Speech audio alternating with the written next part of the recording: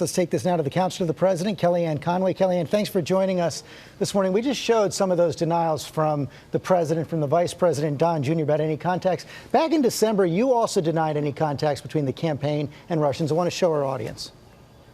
Absolutely not. And I discussed that with the President-elect just last night. Those conversations never happened. I hear people saying it like it's a fact on television. That is just not only inaccurate and false, but it's dangerous. Does the President-elect... And it does undermine our democracy. It did turn out to be a fact. So who misled you, and why did Don Jr., Jared Kushner, and Paul Manafort allow those public denials to stand for so many months? So as I understand it, George, some of the disclosure forms have been amended since that time and to reflect other meetings, including this one. I think that Tom Yamas, your colleague, put it best. He said that these were vague and ambiguous statements, that Don Jr. was not aware of the lawyer's name before he got there, and that the conversation quickly changed to what seemed to be the entire purpose of the meeting for that woman, which was Russian adoption. No information was received that was meaningful or helpful, and no action was taken. There was no follow-up whatsoever. By his own admission, he sought the meeting, he agreed to the meeting because she was promising damaging information about Hillary Clinton. Isn't that, at minimum, an attempt at collusion?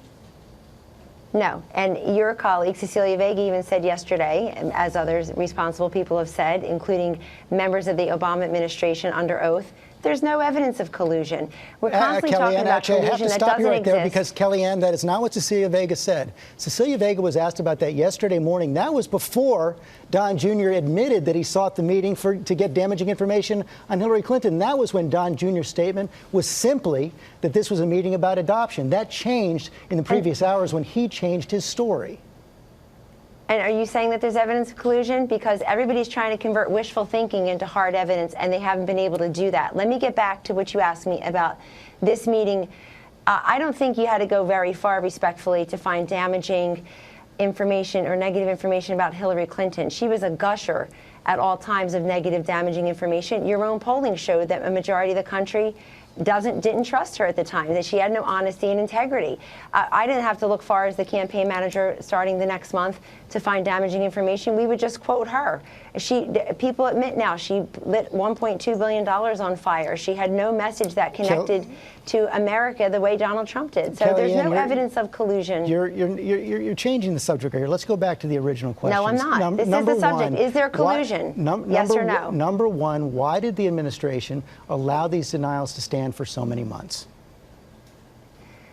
People involved in the meeting could answer those questions better for you. But as I understand it, George, people's disclosure statements have been amended to reflect meetings such as this.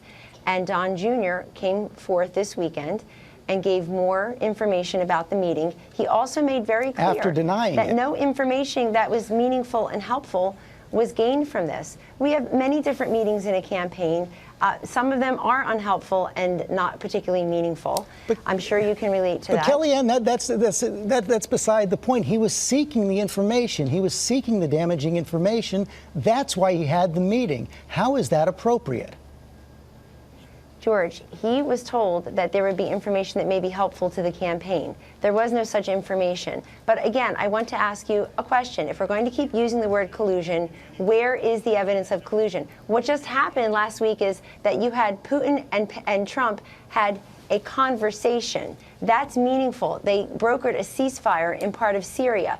They talked about cybersecurity.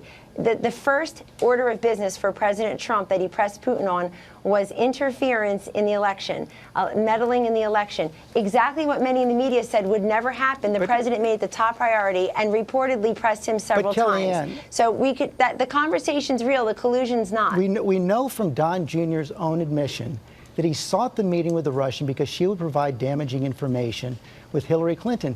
How can you say that is not at least an attempt at working with the Russians to hurt the Clinton campaign to help the Trump campaign? Two quick things. He did not seek the meeting. If you look at his statement, he said that the meeting was requested of him and he agreed to the meeting. That's different. Because she was going to give damaging information about Hillary Clinton. He didn't even know her name, though, George. He had no idea who this person was until she entered the room. He said that also in his statement. But he believed she was bringing damaging information about Hillary Clinton. That's why he agreed to the meeting by his own admission.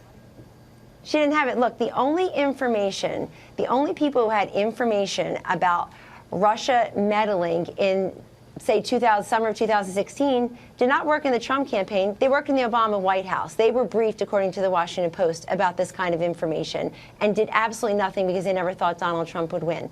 Number two, no meaningful information was received, no action was taken. When I became campaign manager, nobody said, oh, we have to turn over this file to you of this fabulous information. There's nothing like that. We were talking to people in Michigan, not Moscow. And I think it's important for people to know that. Kellyanne, we have to go. The information was sought from the campaign, and those denials were allowed to stand for many months. That's the bottom line. Thanks very much for your time this morning. I wasn't in the meeting. I wasn't in the meeting, but people amended their disclosure forms. And I think the big bombshell this morning is Jim Comey disclosing confidential information, conversations he had with the President of the United States in his, quote, private memos. That's something Americans should really focus on. Kellyanne Conway, thanks very much. Thank you.